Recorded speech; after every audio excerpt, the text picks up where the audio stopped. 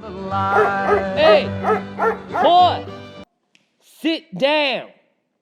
Hey, mister, sit. They ain't gonna bother you none. Sit. Oh, good boy. Good boy. Well, this is Mister. Mister and I are happy to see you. Aren't we, Mister? Mister and me are pals. Wherever I go, he goes, and that's the way it goes. And he and me don't care to have it go any different. Ain't that right, Mister?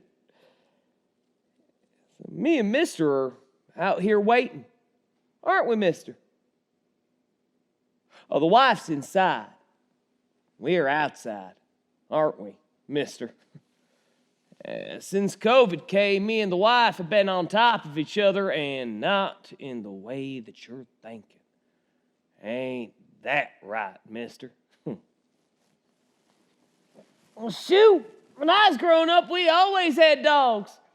Sometimes 2, sometimes 3, even 4. Dogless boy don't know how to be. A dog teaches a boy how to be a gentleman and a patient husband. Ain't that right, Mister? Yeah, Mister knows it's right, don't you, Mister? Mister knows it's right.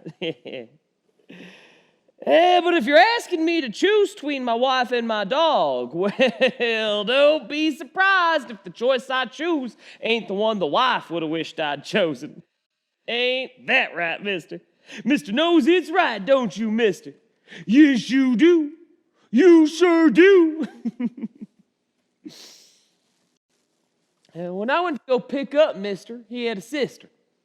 Man who had him says they's identical twins, and it'd be a shame to separate them, so I took them both. Seemed like the right thing to do. And when I pulled up with the 2 of them in the back of the truck, my wife said, "Hank, there are 2 of them." I said, "Well, I couldn't take one and leave the other, benzin' how they's identical twins."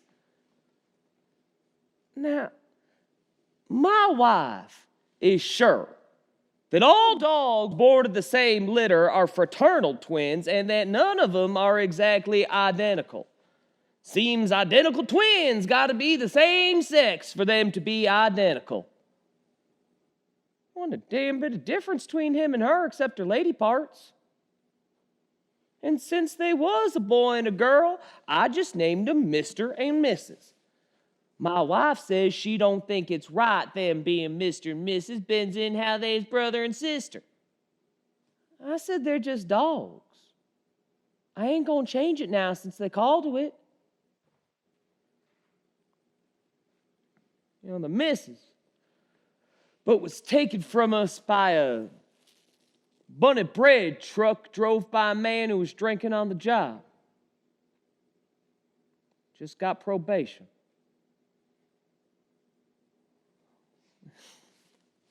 Enough about the dogs. Let's get to why you're here.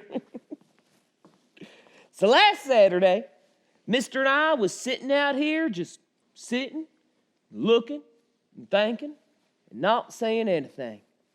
You know, just sitting, and looking, and thinking, and not saying anything. And all of a sudden, this flying thing that looked like a donut with different colored candy sprinklers on top flew above our heads and stopped. Mister and me had beer and piss going every which way, and I just froze for the longest time.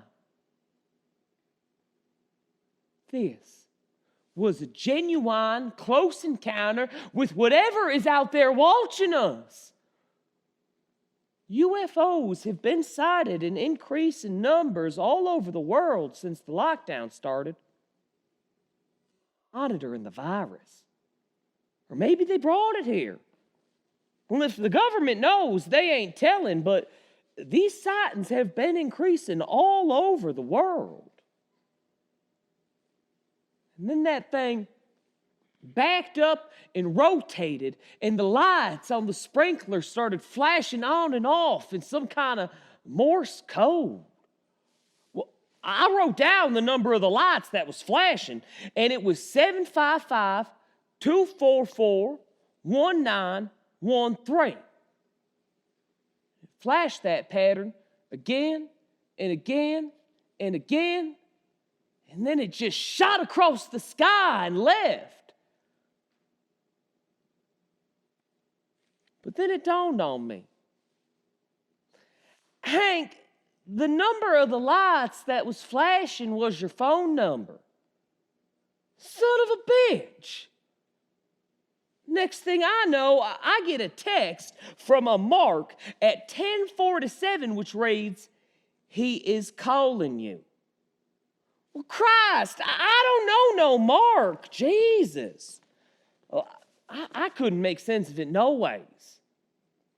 But then my wife says that it's a reference to the Bible.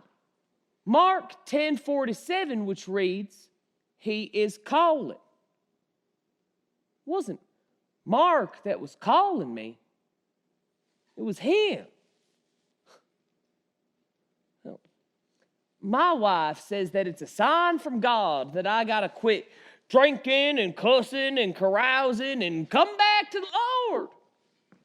Well, maybe not. But the wife is always right, ain't she, mister? Me and mister are out here waiting.